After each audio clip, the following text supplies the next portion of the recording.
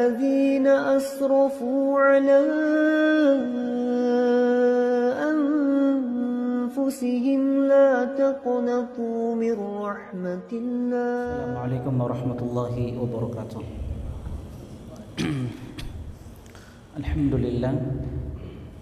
Alhamdulillah Rabbil Alamin, wassalatu wassalamu ala khatamin nabiyyin wa imamil mursalin wa qudwatin nasi ajma'in, nabiyyina wa habibina Muhammadin wa ala alihi wa sahbihi wa man tabi'ahum bi ihsanin ila yaumiddin. Qala rabbuna rabbul alamin, ya ayyuhalladzina amanu taqullaha haqqa tuqatih wa la tamutunna illa wa antum muslimun. Amma ba'da, fa inna asdaqal hadithi kitabullah wa khairu hadi Muhammadin sallallahu alaihi wasallam wa syarrul umuri muhdatsatuha fa inna kulla muhdatsatin bid'ah wa kulla bid'atin dhalalah wa kulla dhalalatin finnar. Jemaah sekalian, ikhwani wa akhwati fillah, hafizani wa hafizakumullah. Alhamdulillah, tidak bosan-bosannya kita senantiasa bersyukur memuji Allah Jalla Jalaluhu atas segala limpahan nikmat yang terus tercurahkan kepada kita sekalian, sehingga di malam yang berbahagia ini, di tempat yang penuh berkah, di masjid yang sama-sama kita cintai, Masjid Darul Musyahadah, kembali Allah Subhanahu wa taala memberikan kemudahan kepada kita untuk belajar, menambah keimanan, menambah ketakwaan kita kepadanya.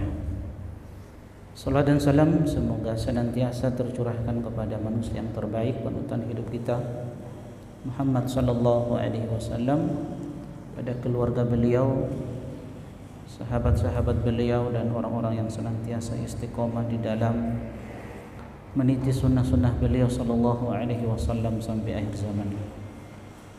Teman-teman sekalian, hafizani wa hafizakumullah, sebagaimana yang antum ketahui bersama, insyaallah di malam yang berbahagia ini kita akan mengkaji satu kitab yang sangat bermanfaat, kitab yang berbicara tentang manhaj dan akidah, yang ditulis oleh Al-Ustadz Abdul Hakim bin Amir Abdad hafizahullah ta'ala, seorang da'i yang antum kenal bagaimana manhaj beliau, akidah beliau, semangat beliau di dalam mendakwahkan sunnah-sunnah Nabi sallallahu alaihi wasallam, dan semangat beliau di dalam bersabar di atas sunnah-sunnah Nabi sallallahu alaihi wasallam.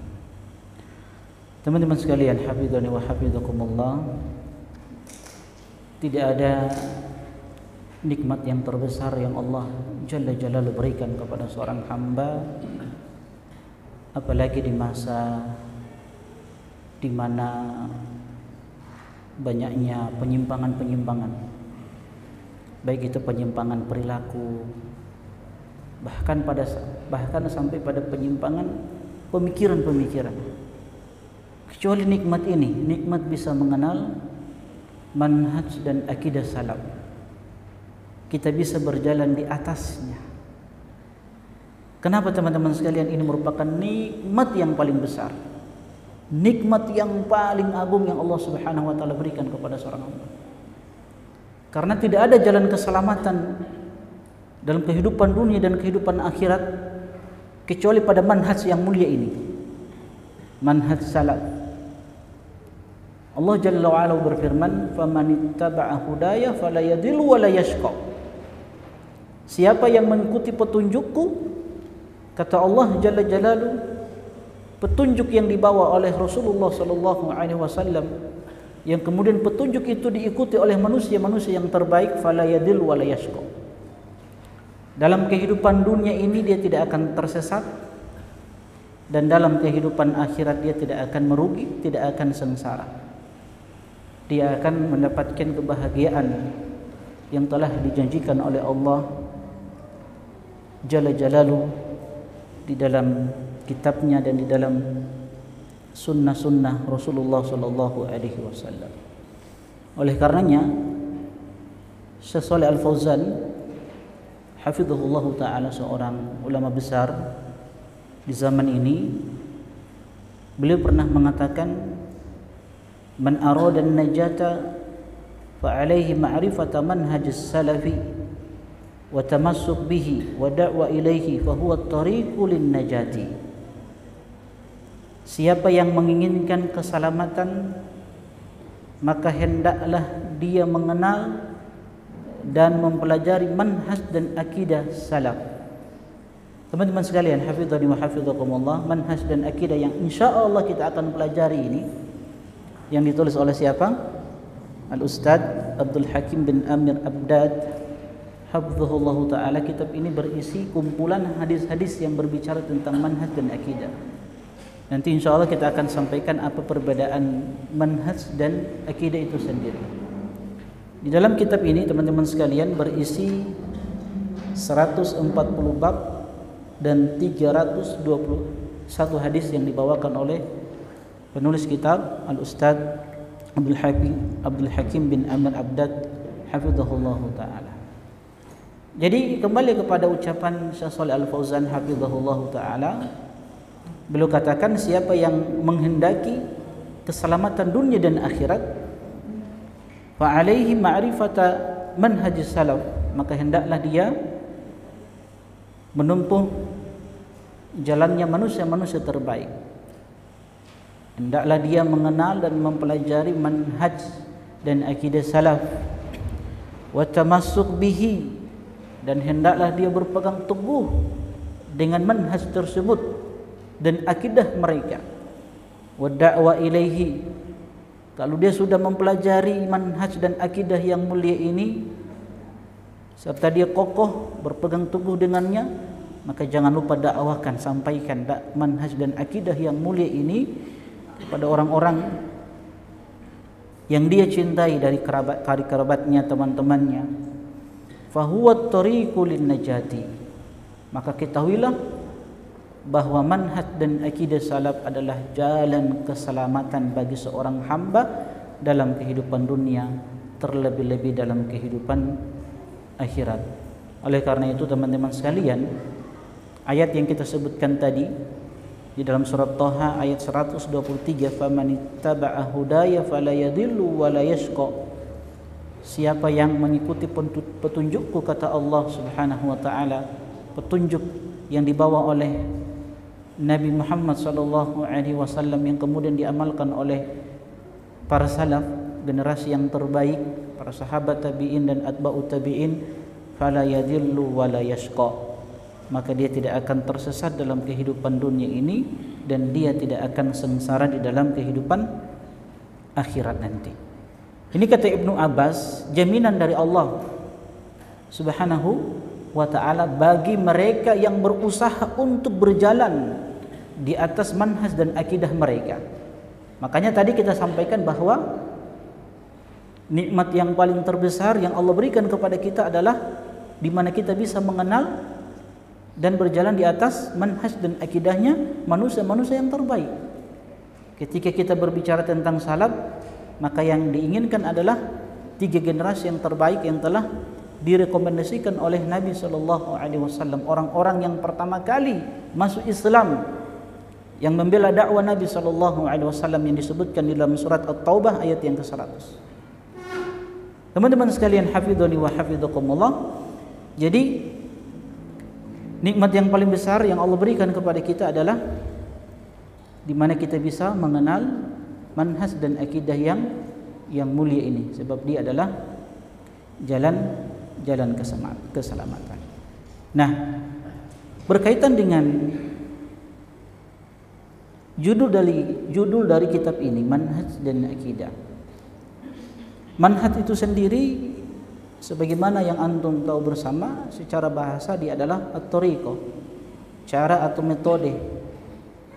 Dan yang diinginkan dan yang diinginkan dari manhaj itu sendiri adalah cara atau metode di dalam beragama, baik itu akidah, baik itu akhlak, muamalah, ibadah dan lain-lainnya yang berkaitan dengan agama kita. itu manhaj. Kalau akidah, ketika ulama berbicara tentang akidah, maka yang diinginkan dari akidah itu adalah rukun iman yang 6. Sehingganya ana akan bawakan ucapan Shalih Al-Fauzan hafizahullah taala ketika beliau ditanyakan tentang perbedaan antara akidah dan manhaj itu. Hal hunaka farqun bainal aqidati wal manhaj? Apakah ada perbedaan antara manhaj dan akidah? Kata beliau, al manhaj a'ammu minal aqidah. Jadi manhaj itu lebih umum daripada akidah. Jadi akidah manhaj itu metode cara beragama seseorang, baik itu berkaitan dengan akidah itu sendiri, akhlak, muamalah, ibadah dan yang lainnya. Itu manhaj. Dan manhaj itu sendiri secara khusus, manhaj yang kita inginkan adalah manhaj di dalam berdakwah. Manhaj di dalam berdakwah. Bagaimana kita menyampaikan agama yang mulia ini? Apakah manhajnya yang kita pakai jamaatul khuruj atau jamaah selain mereka yang keluar dari jalannya Rasulullah sallallahu alaihi wasallam? Jadi berbicara tentang manhaj bagaimana berdakwah itu secara khusus. Baik. Adapun akidah kata beliau, jadi kata beliau al-manhaju a'ammu minal aqidah. Al-manhaju yakunu fil aqidah wa fis suluki wal akhlaq wal muamalati wa fi kulli hayatil muslim. Kata beliau, manhaj itu bisa berkaitan dengan akidah, akhlak, perilaku, muamalah dan pada setiap kehidupan seorang muslim. Adapun akidah, kata beliau, ammal aqidah fayuradu bihi aslul iman. Adapun akidah yang diinginkan adalah aslul iman. Ketika seseorang berbicara tentang pokok-pokok keimanan atau yang kita sebut dengan rukun iman yang 6 yang telah kita sebutkan pada pembahasan kitab tauhid. Wa makna syahadataini wa muqtadahuma hadhil hiya aqidah. Akidah kata beliau juga makna dari syahadataini serta konsekuensi dari syahadataini. Dan inilah yang dimaksud dengan akidah. Ini perbedaan antara manhaj dan akidah. Jadi manhaj itu lebih umum daripada akidah. Dan dua perkara ini tidak bisa kita pisahkan. Ya. Kita harus belajar akidah, rukun-rukun iman itu, dan juga manhaj. Bagaimana manhaj cara beragama yang benar, berkaitan dengan dakwah, berkaitan dengan akhlak kita, muamalah kita, ya ibadah-ibadah kita. Karena ada sebagian orang berkaitan dengan akidah bagus, rukun-rukun imannya bagus, akidahnya tentang tauhidnya bagus, tapi dalam masalah manhaj rusak. Makanya antum dapati ya sebagian tokoh-tokoh teroris yang ada di negeri kita ini, mereka ini dari sisi apa? Akidah bagus, tapi manhaj rusak. Bagaimana manhaj bermuamalah dengan apa? Al-hukam, dengan pemerintah. Nah, di kitab ini akan dijelaskan oleh Ustadz Abdul Hakim bin Amir Abdad bagaimana manhaj yang benar itu di dalam bermuamalah dengan pemerintah. Ya. Jadi ada orang yang bagus akidahnya tapi manhajnya rusak, sehingga ini keliru juga. Makanya teman-teman sekalian, hafizani wa hafizakumullah, kalau insyaallah ya kita berdoa kepada Allah Subhanahu wa taala, semoga Allah mudahkan kita untuk bisa menyelesaikan kitab ini. Kalau antum membaca dalil-dalil yang beliau bawakan, insya Allah kita akan pelajari ini, akan tergambarkan bagaimana keindahan manhaj dan akidah salaf itu. Ketika seseorang betul-betul belajar manhaj dan akidah, maka dia tidak akan menyimpang. Maka salah, keliru ketika dakwah salafiyah itu dituduh dengan dakwah yang radikal. Dikatakan dakwah salafiyah itu adalah dakwah yang merupakan pintu menuju kepada pemikiran-pemikiran terorisme. Ini keliru, bertentangan dengan dakwah yang mulia. Nanti insya Allah akan tergambarkan dengan dalil-dalil yang kita akan sebutkan nanti, yang dibawakan oleh penulis kitab Al-Ustadz Abdul Hakim hafizahullah ta'ala. Ada berapa tadi dalil yang belum bawakan? Ada 321 hadis. Teman-teman sekalian, hafizani wa hafizakumullah. Maka ketika kita mengetahui bahwasanya manhaj, cara atau metode beragama yang benar itu adalah manhajnya para salaf, maka wajib bagi kita untuk mengikuti manhaj yang mulia ini. Kenapa? Nah, ini ada beberapa alasan. Kenapa wajib bagi kita untuk mengikuti jalan yang mulia ini? Ana bawakan beberapa alasan kenapa manhaj atau cara metode beragama yang paling baik dan paling benar itu adalah manhaj yang dianut oleh generasi yang terbaik, salafus saleh, yang telah direkomendasikan oleh Nabi SAW. Alasan pertama, karena Allah Subhanahu wa ta'ala telah memberikan persaksiannya bahwa mereka ini adalah orang-orang yang jujur di dalam keimanan mereka. Buktinya apa? Allah Subhanahu wa ta'ala sampaikan dalam surat Al-Baqarah ayat yang ke-137. Apa kata Allah Jalla Jalaluhu? Fa in amanu bimithli ma amantum bihi faqad ihtadaw. Kalau mereka beriman dengan keimanan kalian, yang dituju siapa? Orang-orang yang hidup di masa Nabi sallallahu alaihi wasallam. Tidak lain mereka para sahabat radhiyallahu taala anhum ajmain. Fa in amanu bimithli ma amantum bihi faqad ihtadaw. Kalau orang-orang yang datang setelah mereka ini mengikuti keimanannya para sahabat, faqad ihtadaw, maka orang-orang yang datang setelah mereka yang mengikuti keimanan mereka ini akan senantiasa berada di atas petunjuk Allah Subhanahu wa taala. Berarti ini persaksian keimanan, persaksian Allah terhadap keimanan mereka, bahwa wajib kita untuk mengikuti keimanan para sahabat. Tapi kata Allah selanjutnya, wa in tawallau fa innama hum fi shiqaq. Tapi sebaliknya, kalau mereka meninggalkan keimanan mereka, meninggalkan petunjuk mereka, maka sesungguhnya mereka fi shiqaq, di dalam permusuhan, perselisihan, ya, di dalam penyimpangan. Maka teman-teman sekalian, hafizhani wa hafizakumullah, ini alasan pertama kenapa wajib bagi kita untuk mengikuti manhaj dan akidahnya mereka. Karena apa? Karena persaksian Allah tentang keimanan mereka. Yang kedua, alasan yang kedua, karena Allah Jalla Jalaluhu juga telah memberikan persaksiannya tentang kejujuran mereka di dalam beragama ini. Tentang apa? Tentang persaksian Allah bahwa mereka ini adalah orang-orang yang jujur di dalam beragama, di mana ketika mereka mengamalkan agama ini betul-betul secara utuh, tanpa merubah-rubah agama yang mulia ini, tanpa menambah, tanpa mengurangi agama yang mulia ini, secara utuh, secara sempurna mereka kerjakan agama yang dibawa oleh Rasulullah sallallahu alaihi wasallam. Buktinya apa? Allah Jalla Jalaluhu sebutkan di dalam surat Al-Ahzab ayat yang ke-23. Allah Jalla wa Ala berfirman, minal mu'minina rijalun shadaqu ma ahadullah alaih.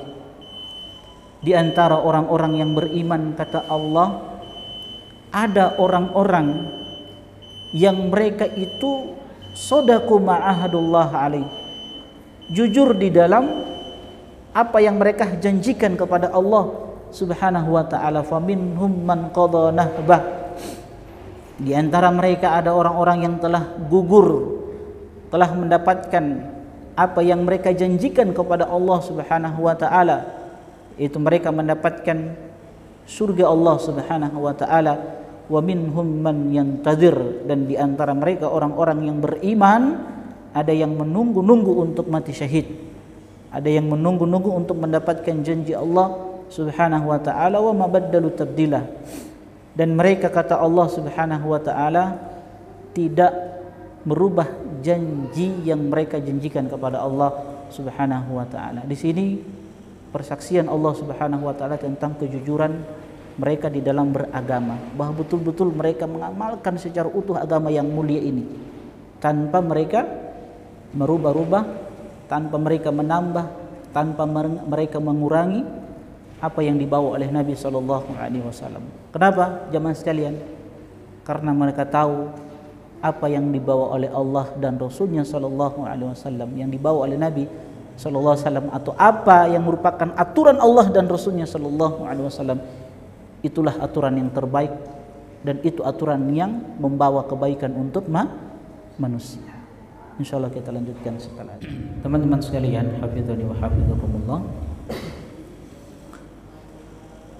Jadi alasan yang kedua kenapa wajib bagi kita untuk mengikuti manhaj atau cara atau metode beragama manusia-manusia yang terbaik ini, karena Allah Jalla Jalaluhu telah memberikan persaksian kepada mereka tentang kejujuran mereka di dalam beragama.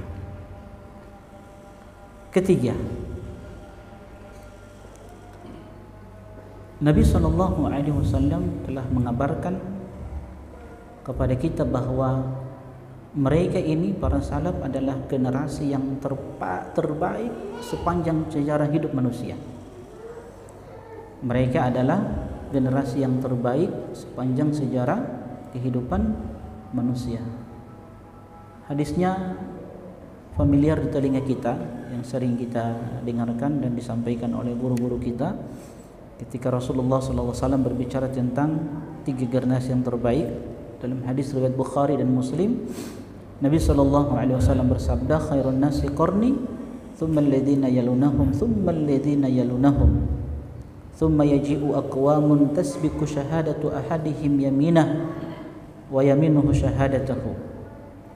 Sebaik-baik manusia, kata Nabi SAW, adalah orang-orang yang hidup di zamanku, di masaku.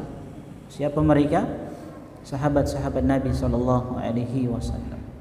Tsummal ladzina yalunahum, kemudian orang-orang yang datang setelah mereka, yaitu para tabi'in, orang-orang yang belajar langsung dari sahabat-sahabat Nabi SAW yang mereka beriman kepada Nabi dan mereka mati di atas keimanan. Tsummal ladzina yalunahum, kemudian orang-orang yang datang setelah mereka, yaitu murid-murid tabi'in, atba'ut tabi'in, yang mereka beriman kepada Nabi SAW dan mereka mati di atas keimanan. Kemudian kata Nabi, akan datang setelah mereka ini satu kaum yang telah kita sebutkan keadaan mereka pada pembahasan kitab tauhid, yang dimana mereka ini mudah di dalam bermudah-mudahan di dalam memberikan persaksian, entah itu saksi dusta atau mereka memberikan persaksian untuk mendapatkan secuil dari kenikmatan dunia. Dan ini kita sudah sebutkan pada pembahasan kitab tauhid. Tapi yang ingin kita sampaikan poinnya, Nabi SAW telah memberikan rekomendasi, legitimasi bahwa manusia yang terbaik itu adalah 3 generasi ini. Generasi salaf, sahabat, tabi'in, dan atba'ut tabi'in.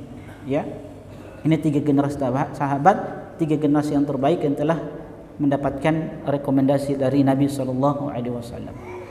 Dan orang-orang yang datang setelah mereka tidak ada yang selamat dari penyimpangan-penyimpangan. Ya, makanya kita wajib untuk mengikuti mereka. Yang keempat, alasan yang keempat kenapa wajib bagi kita untuk mengikuti manhaj dan akidah mereka, karena mereka para salaf adalah generasi yang telah mendapatkan keridhaan dari Allah Jalla Jalaluhu. Bahkan mereka orang-orang yang telah mendapatkan surga Allah Subhanahu wa ta'ala. Dalilnya apa? Dalil yang sering kita dengarkan ketika kita berbicara tentang manhaj dan akidah salaf, pasti ayat yang kita bicarakan adalah surat At-Taubah ayat 100.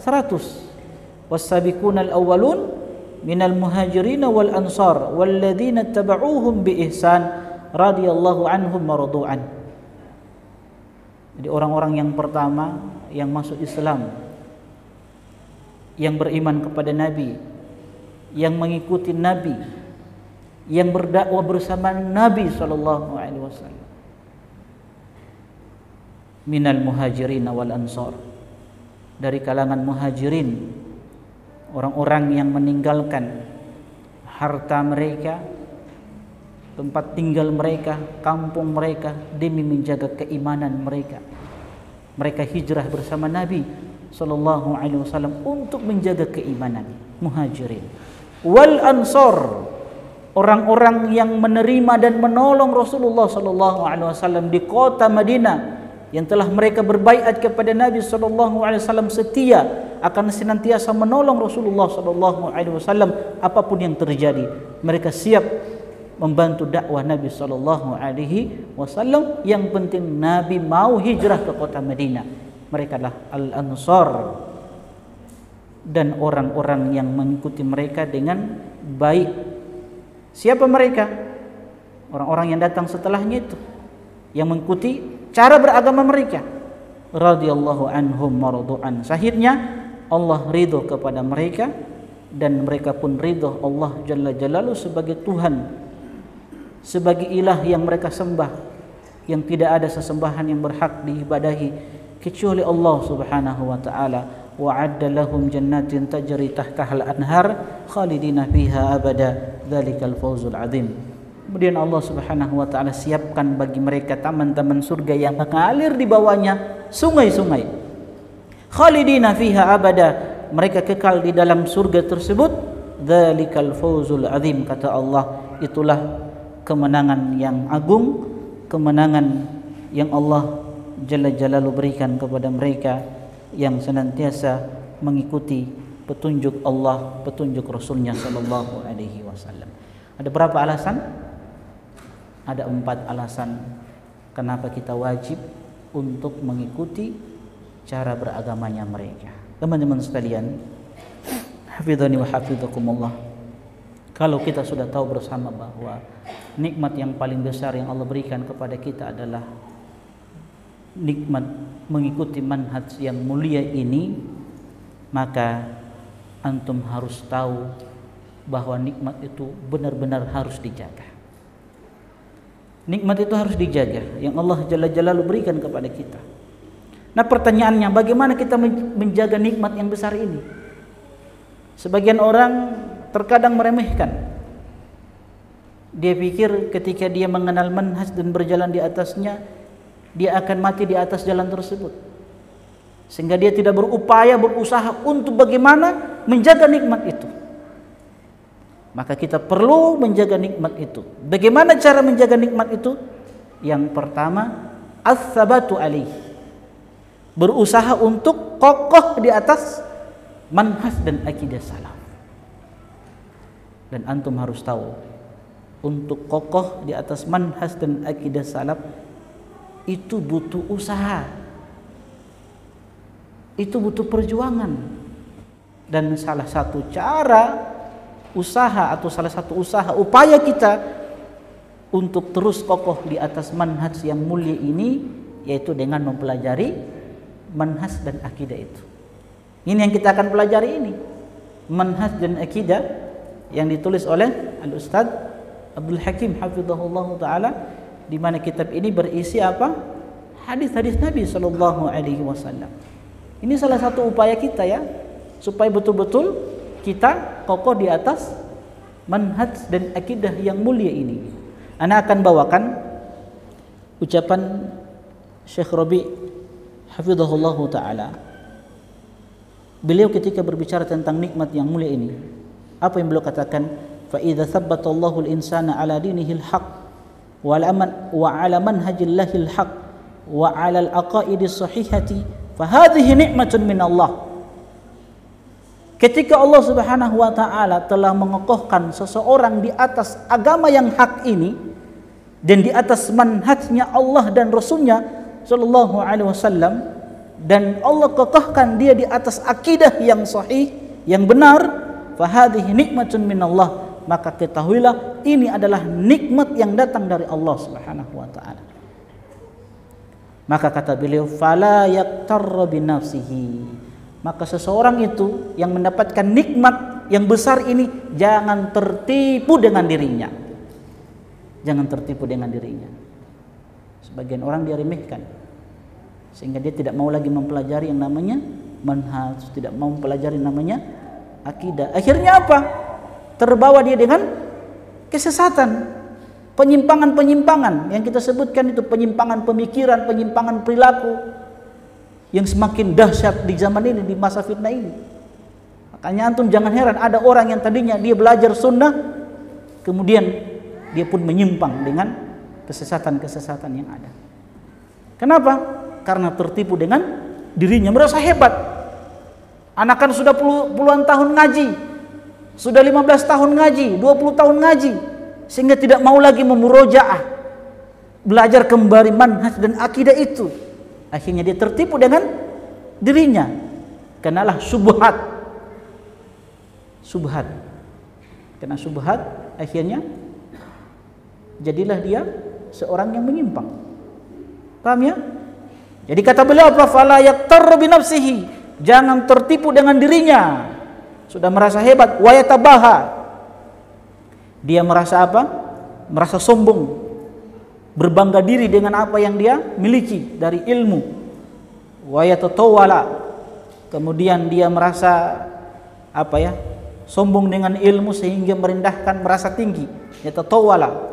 Merasa tinggi, merasa hebat sehingga dia merendahkan orang lain.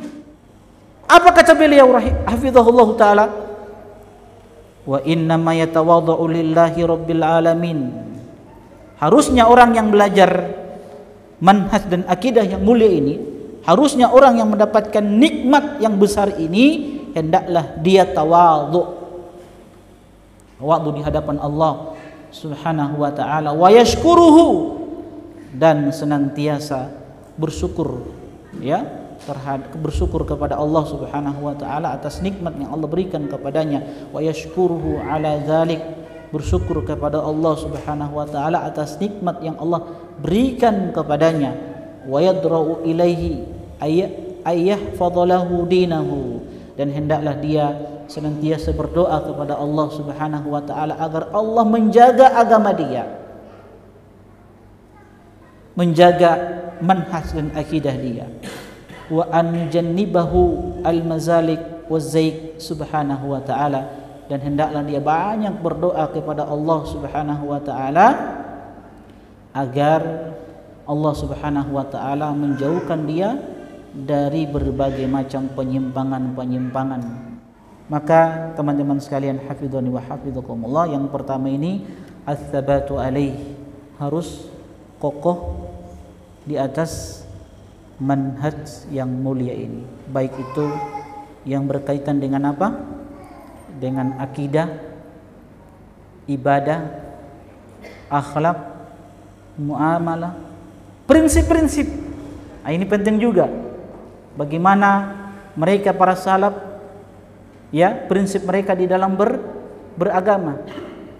Salaf dahulu ini, orang-orang dahulu dari generasi yang terbaik ini, cara beragama mereka ini, prinsip mereka itu tidak lepas dari 3 perkara.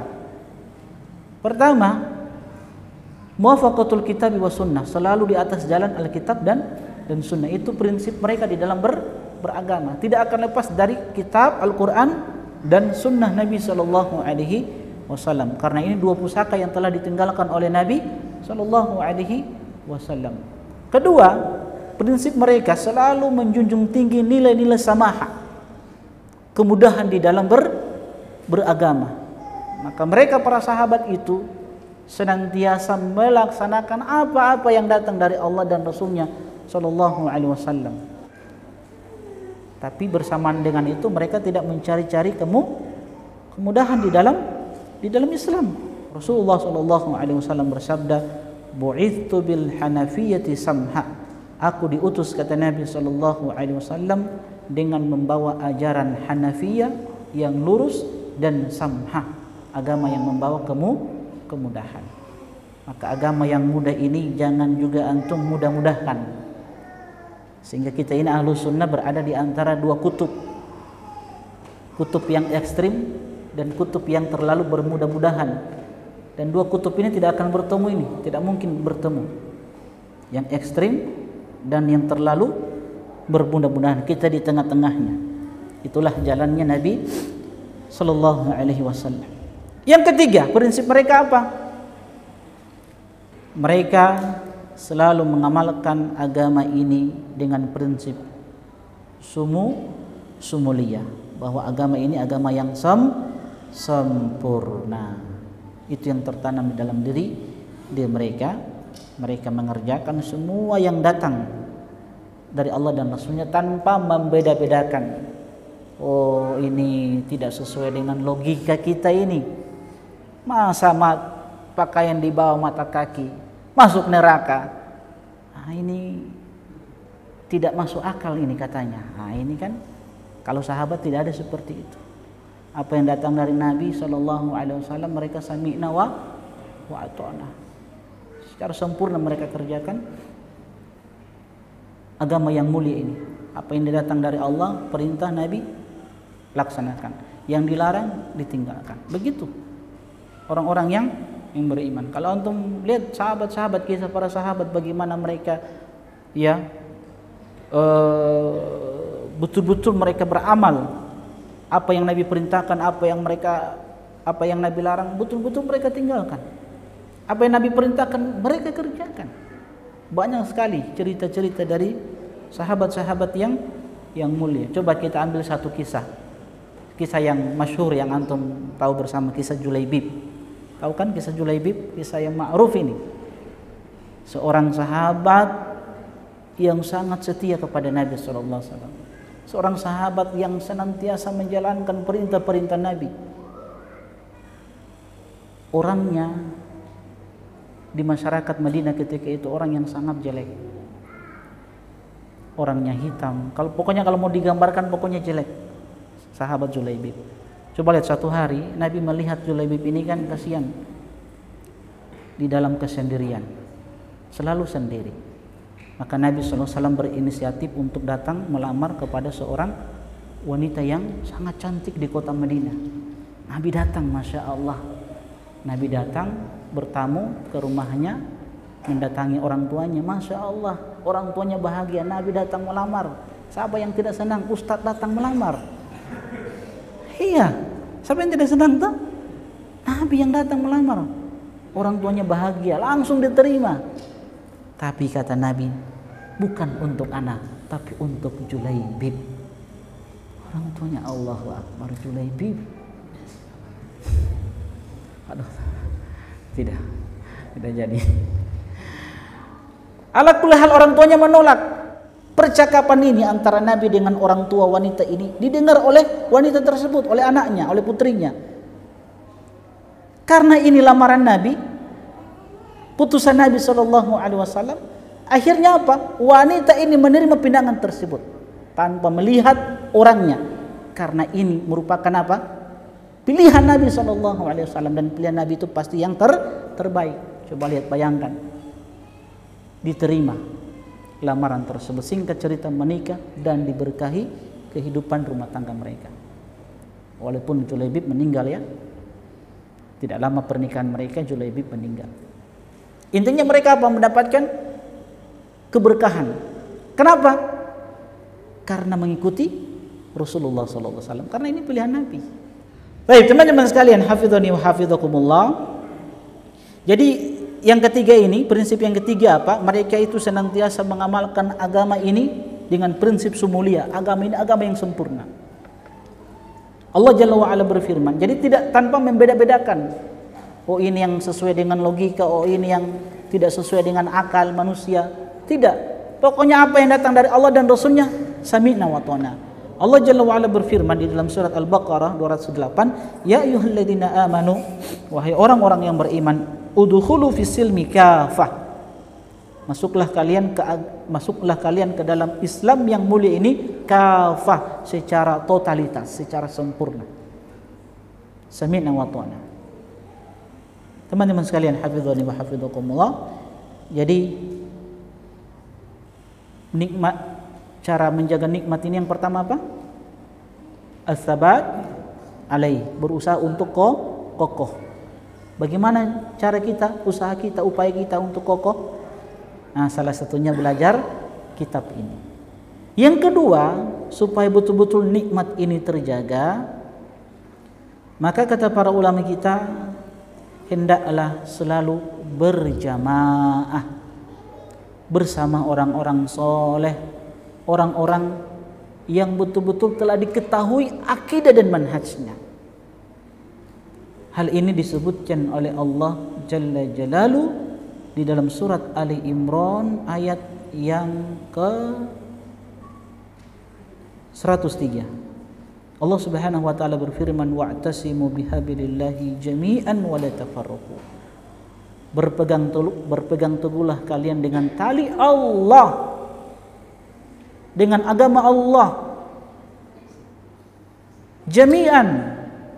Apa jami'an? Secara bersama-sama. Secara bersama-sama.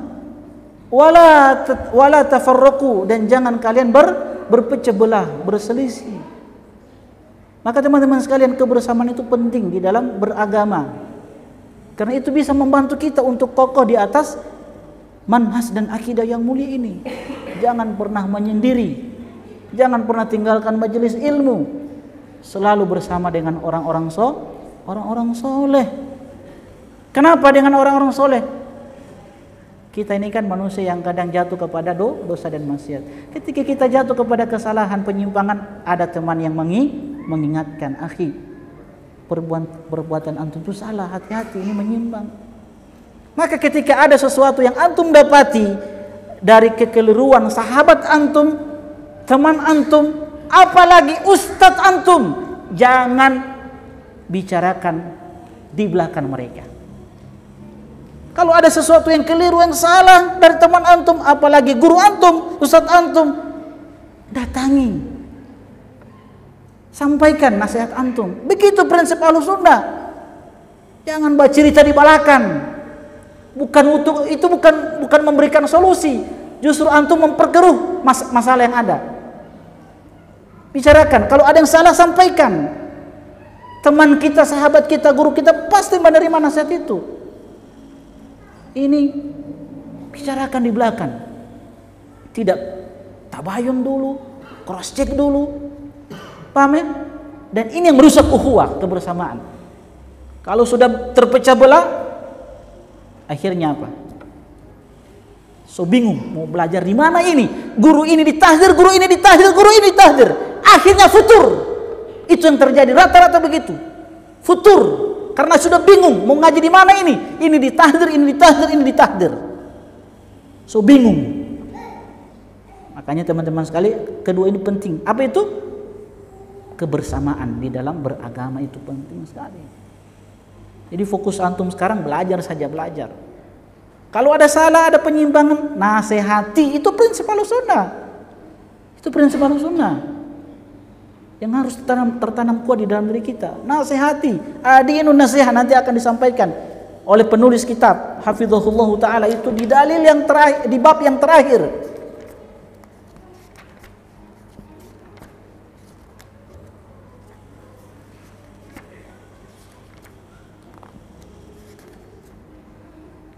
Bab yang ke 140, bab yang terakhir. Kata beliau apa? Bab tentang agama itu adalah nasihat. Itu bab yang terakhir yang beliau bawakan. Setelah beliau sebutkan bab-bab yang berkaitan dengan manhaj dan akidah. Jadi teman-teman sekalian, hafizani wa hafizakumullah, cara yang kedua untuk menjaga nikmat yang besar ini adalah kebersamaan. Jangan tinggalkan majelis ilmu. Baik, teman-teman sekalian, hafizani wa hafizakumullah, ini mungkin sebagai muqaddimah, sebagai pendahuluan dari kitab yang mulia ini. Kita akan baca muqaddimah dari penulis kitab ini. Antum buka halaman 23 yang punya buku. Ada buku antum? Imam Bukhari semua ini, Masya Allah. Hah? So habis? Iya, beliau ada pesan nanti insya Allah ya. Pokoknya pekan depan so ada buku ini. Iya, kalau yang tidak punya buku saya panggil Imam Bukhari dia. Kita punya Imam Bukhari di sini, Masya Allah. Tidak rugi antum beli buku ini, tidak rugi. Ini hadis-hadis Nabi SAW, bayangkan. Tidak rugi. Demi Allah tidak rugi antum beli buku ini. Karena isinya adalah hadis-hadis Nabi SAW.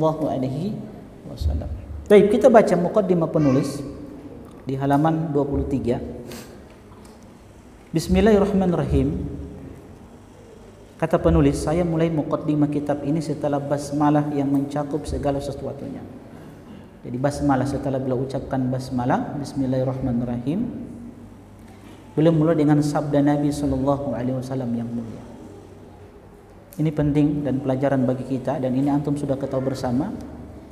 Hendaklah setiap aktivitas kita mulai dengan basmalah. Karena hakikatnya kita memohon pertolongan kepada Allah. Antum makan, antum ucapkan nama Allah, berarti antum sedang meminta pertolongan kepada Allah untuk menyelesaikan makanan tersebut. Antum menulis satu kitab, antum mulai dengan apa? Basmalah. Itu hakikatnya antum minta pertolongan kepada Allah supaya antum bisa selesaikan kitab tersebut. Pokoknya segala aktivitas mulai dengan basmalah, karena kita sedang meminta pertolongan kepada Allah. Kemudian beliau katakan, setelah basmalah itu beliau sampaikan satu hadis Nabi SAW, hadis yang ma'ruf, hadis yang datang dari sahabat Umar ibn Khattab, di mana beliau menyebutkan, sami'tu Rasulullah SAW yaqul, ya ayuhan nas, innamal a'malu binniyat. Sesungguhnya amalan-amalan itu bergantung kepada niatnya, dan seterusnya dari hadis yang ma'ruf yang antum ketahui bersama. Di sini kata penulis, maksud penulis, semoga Allah Subhanahu wa taala menjadikan kitab ini ikhlas hanya untuk mencari wajahnya. Kenapa beliau mulai dengan hadis Nabi yang mulia ini? Supaya apa? Kita diingatkan bahwa setiap kita berbuat harus karena Allah Subhanahu wa taala. Ini yang anak sering sebutkan, ucapan Imam Ibnu Qayyim Al-Jauziyah, sebelum kita berbuat sesuatu, maka ada dua pertanyaan yang harus kita jawab. Lima fa'alta wa kaifa fa'alta. Untuk siapa antum berbuat dan bagaimana amalan itu dilakukan. Dua itu harus ada. Lima fa'alta wa kaifa fa'alta. Antum datang ke majelis ilmu ini, hadapkan dua pertanyaan ini, dan antum sendiri yang jawab. Lima fa'alta. Untuk siapa saya datang ke majelis ilmu ini? Untuk siapa? Apakah untuk mencari ridha Allah, rahmat Allah, atau tujuannya untuk apa? Untuk mendapatkan seorang akhwat? Tuh? Atau selainnya, waliyadzubillah. Kedua, kaifa fa'alta? Bagaimana kita mendatangi majelis ilmu itu? Adab-adabnya bagaimana? Begitu juga yang lain, antum menikah, mau menikah ini, hadapkan dua pertanyaan ini. Apa? Lima fa'alta wa kaifa fa'alta. Tujuan antum menikah itu untuk apa? Untuk apa antum menikah itu? Antum menikah hanya sekedar untuk mencari kenikmatan? Sekedar untuk mencari kepuasan biologis? Atau antum menikah untuk apa? Dapat harta. Karena wanita ini orang kaya, biar dia hitam tidak jadi masalah, biar dia janda tidak masalah, yang penting dapat fulus. Bahaya juga tuh. Wa kaifa fa'alta? Bagaimana nikah itu dilakukan? Bagaimana tuntunan Nabi di dalam membangun rumah tangga? Begitu seterusnya. Apapun ibadah itu yang antum melakukan, lima fa'alta kaifa fa'alta. Makanya penulis awali setelah basmalah, beliau mulai dengan hadis yang pertama ini, innamal a'malu binniyat. Karena itu tujuan, kata beliau, maksud penulis, semoga Allah menjadikan kitab ini ikhlas hanya untuk mencari wajahnya semata, yang disifati dengan kebesaran dan kemuliaan, dan dalam rangka menghidupkan sunnah Nabi-Nya SAW yang mulia, yang terkumpul padanya semua ilmu-ilmu Islam manhajnya, sikap dan cara beragama yang benar, akidahnya, ilmunya, ibadahnya, hukum-hukumnya, adab dan akhlaknya, tafsirnya, tarikhnya, dan lain sebagainya. Karena segala sesuatu yang termaktub dalam hadis atau sunnah sebagai penafsir yang menjelaskan serta menunjuki Al-Quran itu atau Alkitab. Ini alasan beliau kenapa beliau awali dengan hadis yang mulia ini, innamal a'malu binniyat. Wallahu taala alam. Insyaallah kita lanjutkan pada pertemuan selanjutnya. Kita akan mulai dari bab 1 insyaallah.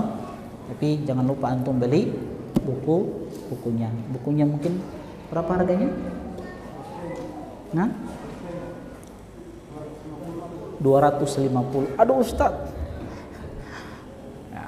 250 untuk akhirat antum. Ya. Insyaallah itu sedikit. Bayangkan pulsa antum 1 bulan 300. Masa kitab 250 terasa berat? Mudah-mudahan ini jadi saksi nanti yang akan membantu antum ya di hadapan Allah Subhanahu wa taala. Mudah-mudahan kitab ini sebagai kebaikan yang akan memberatkan timbangan kebaikan antum di hadapan Allah Subhanahu wa taala. Wallahu taala alam. Subhanakallahumma bihamdik, asyhadu an la ilaha illa anta, astaghfiruka wa atubu ilaik. Assalamualaikum warahmatullahi wabarakatuh. يا عبادي الذين أسرفوا على أنفسهم لا تقنطوا من رحمة الله